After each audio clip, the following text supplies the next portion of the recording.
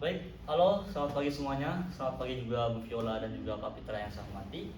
Baik, seperti yang kita lihat di layar proyektor kita kali ini bertuliskan BREM atau BREM.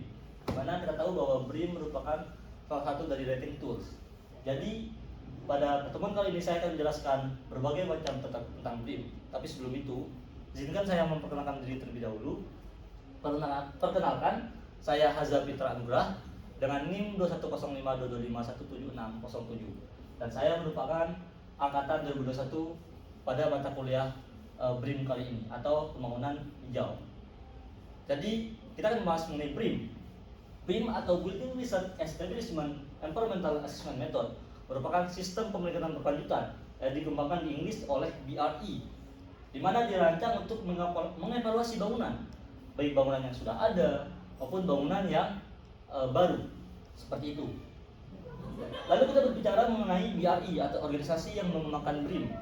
BRE sendiri atau Building Research Establishment ini merupakan organisasi milik BRE Trust yang dimana dikembangkan di Inggris. Nah, yang menarik di sini adalah BRE merupakan bekas laboratorium nasional milik Inggris yang kemudian diprivatisasi pada tahun 1997. Kemudian di sini, where is BREM used atau what countries? Jadi BREM digunakan lebih dari 87 negara. Ada Chinese, ada Amerika, Inggris, Spanyol, bahkan di Indonesia juga sudah diterapkan seperti itu. Jadi ini membuktikan bahwa BREM sudah mencakup seluruh dari dunia. Nah, jika kita berbicara mengenai sertifikasi, bangunan seperti apa sih yang disertifikasi oleh BREM?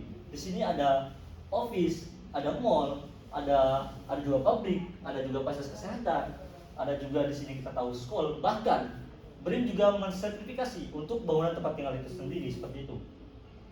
Nah, BREM merupakan sistem berkelanjutan yang dimana sudah mencapai internasional. Nah, di sini sudah membuktikan yang dimana 590,266.000 itu sudah tersertifikasi oleh BREM, dan bahkan itu ada 2.217.000 itu terdaftar untuk disertifikasi. Lalu kita berbicara mengenai BREM rating.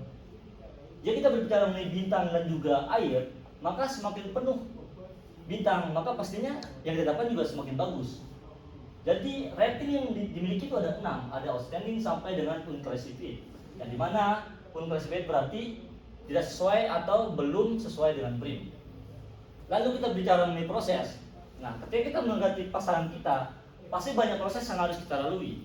Mulai dari pendekatan, entah itu kita ngasih bunga atau pacaran, lalu baru kita mendapatkan apa yang kita inginkan, yaitu sampai kita bersama dengan pasangan kita suatu saat nanti. Begitu juga dengan BREM.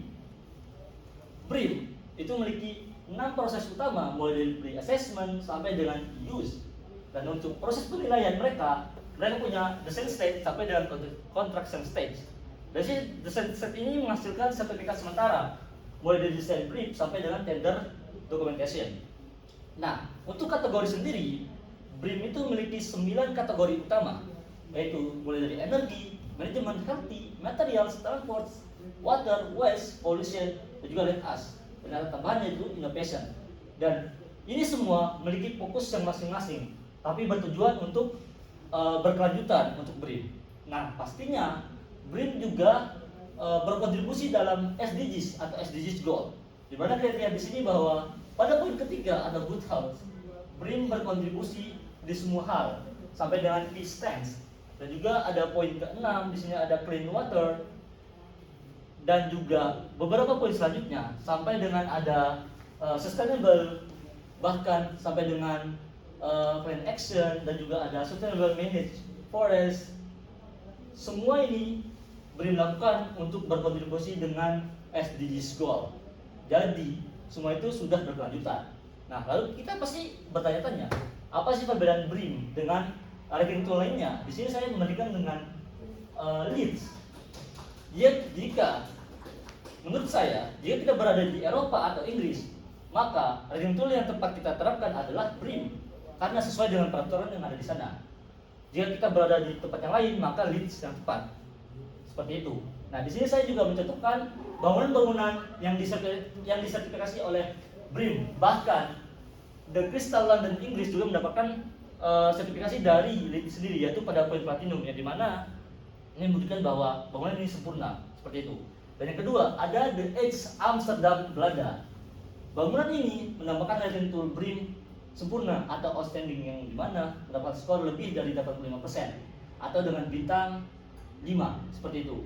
Kita lihat dari bangunannya, itu sangat menarik dan juga pastinya mempunyai inovasi tersendiri seperti itu. Dan bangunan ketiga di sini kita tahu ada One Angel Square, ini di Manchester, di mana memiliki keunikan masing-masing. Dan ini juga mendapatkan sertifikat outstanding atau dapat dengan persen yang 85% skor dan juga dengan bintang 5 atau sempurna. Dan juga bentuknya yang unik, pastinya mendapatkan rating tool yang juga bagus. Nah, di sini yang unik adalah Indonesia sendiri itu sudah mendapatkan rating tool dari BREEAM, yaitu ada IKEA. IKEA sendiri kan ada 2 yang mendapatkan sertifikat dari BREEAM. Ada di Jakarta, Garden City, yaitu Jakarta Timur Indonesia, dan juga ada di Bandung. Nanti bakal saya jelaskan juga. Nah, IKEA ini mendapatkan sertifikat dari BREEAM. Ini mengartikan bahwa BREEAM ini sudah mencapai skala internasional, bahkan sampai Indonesia juga mendapatkan. Ini sangat prestasi yang sangat luar biasa yang harus kita akui seperti itu. Bahkan sampai Indonesia pun sudah menggunakan akreditas atau rating tool BREEAM. Nah, untuk poinnya sendiri saya kurang mengetahui apakah mendapatkan outstanding atau lain sebagainya. Seperti itu. Nah, mungkin pada pertemuan kali ini hanya ini yang dapat saya sampaikan terkait apa sih BREEAM rating tool dan lain sebagainya. Jadi saya ucapkan terima kasih dan juga saya di sini mohon maaf jika memang kata-kata saya kurang jelas dan sebagainya. Saya mohon maaf. Wabillahi taufiq wal hidayah. Wassalamualaikum warahmatullahi wabarakatuh.